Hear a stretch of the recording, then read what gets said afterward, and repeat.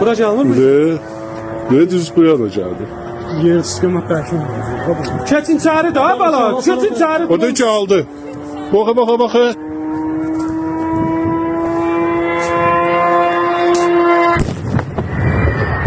Oy bula.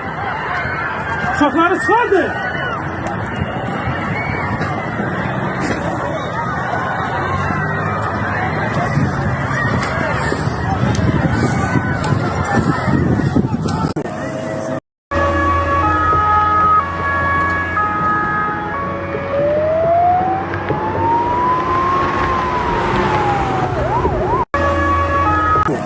Hörmətli tamaşaçılar, Biz bundan önceki yayımımızda Naxçıvan Beynəlxalq Hava Limanındakı vəziyyəti göstərmişdik və hal-hazırda isə ikinci dronun düşdüyü ərazidəyik. Gördüyünüz kimi fonda həmin dronun qalıntıları və o düşdüyü yerin iri, belə deyək, yarığı müşahidə olunur.